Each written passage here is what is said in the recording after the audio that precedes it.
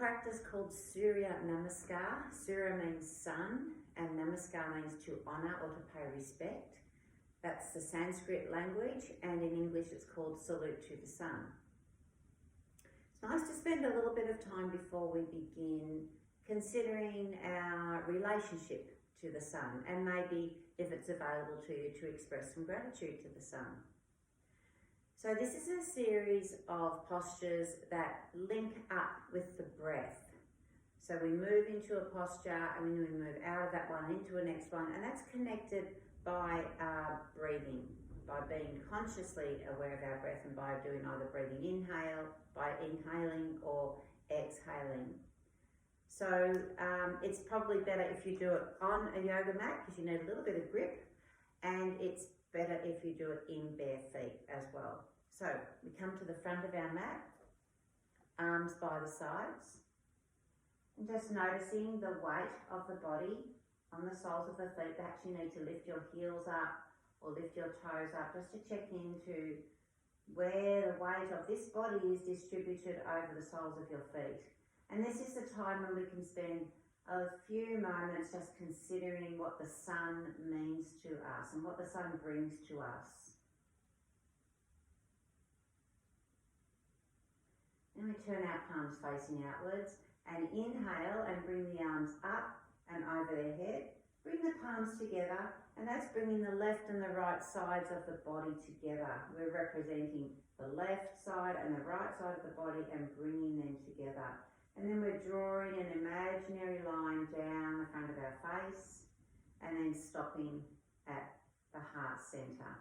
So we might just do that a couple more times. Inhale, bringing the arms up and out, palms together, left and right sides of the body coming together, and exhale, bringing the hands back down, thumbs just resting at the heart centre. And just one more time. Inhale, palms together, and exhale. That's the first position. Second position, we're bringing the arms up and back, just back as far as you feel comfortable. And try not to sink into the lower back like that. We're trying to extend the spine and then just tilt the upper back a little bit, but you can just really stretch up if you want to. Turn the palms so they're facing out and bend your knees. We're going down into a forward bend in a safe way and letting the hands touch the floor. Your knees can be quite bent or a little bit bent, or if you've got the flexibility, they can be straight. We're going to inhale and step back with the left foot, letting the knee touch the floor and untucking the toes, and either taking your hands away or keeping them there. When you take the hands away, it becomes a bit of a balancing practice. Placing the hands now back on either side of the right foot, tucking the left foot under. Exhale, and we're going into downward dog, this position. Placing the feet down on an inhalation. Exhale, we're taking the spine towards the ceiling, tucking the bottom and the head under. And then inhale, going the other way. This is Majariasana, the cat pose, taking the belly towards the floor, hips are high and head back. Exhale, belly gets tucked under, spine towards the ceiling, head tucked down and bottom tucked under. And inhale back into this position. We only do 2 of those, and then we're coming back into downward dog on an exhalation. Inhale here, a little bit tricky too, but if you can, take an inhalation. And then exhale, and we're walking the feet back to the hands, bending the knees. Inhale and pushing the soles of the feet firmly into the floor as we come up.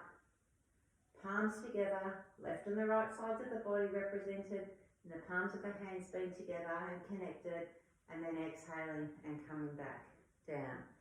So that's one half of a round. We step back with our left foot. In the next round, we'll be stepping back with the right foot.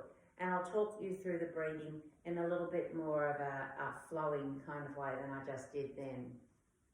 So we're coming to the second half of the first round. Inhale. Exhale. Inhale, stretching up and back if that's available to you. Exhale, we're folding forward with bent knees, so we're protecting our lower back.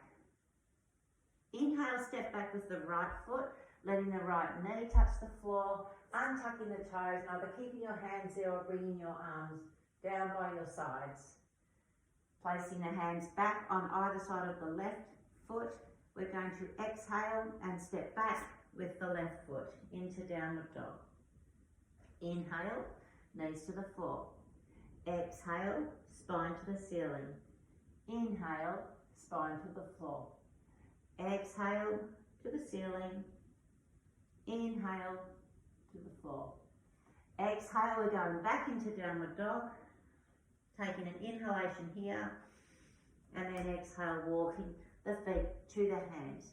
Bending the knees, pushing into the floor with the soles of the feet and coming up with the arms, palms together, and then exhale. We'll do one more round. Inhale. Exhale, folding forward. Inhale, stepping back with the left foot. Exhale, stepping back with the right foot.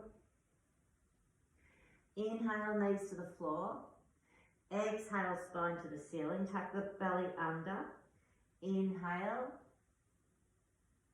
Exhale. Inhale. Exhale, back to downward dog. Inhale. Exhale, walking the feet to the hands. Bending the knees. Inhale, coming up. Palms together, and then exhale as they come down. Last half of the second round. Inhale. Exhale. Inhale, step back with the right foot. Exhale, step back with the left foot.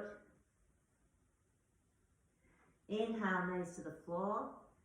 Exhale, arching the spine towards the ceiling, tuck the belly under. Inhale, let that all stretch through the front of the body. Relax the abdominals.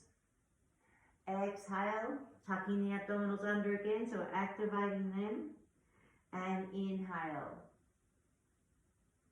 Exhale, back to downward dog. Inhale in this position. And then exhale, walking the feet towards the hands. Bending the knees. Inhale. And exhale. After you've done as many rounds as you want to, it's a good idea to lie on the floor in Shavasana, so lying on your back, or lying in restorative rest pose where you're lying on your back but your knees are bent.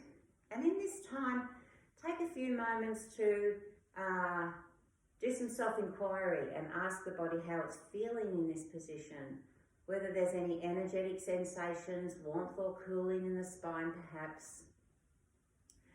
And then begin to notice your physical body and your breath.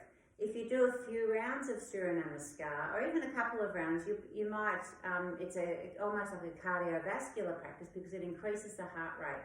So it might take you a little while for you to establish your normal rhythm of breathing. And you might also have noticed that we don't do this movement twice. When we're going into the flow of it and we're doing more than one round, this is the last movement. That's the last one at the end of a round. Then we go straight into this backward bend when we begin our next one. So position 1 and position 12 are the same. Okay, I hope that helps. Hurry on.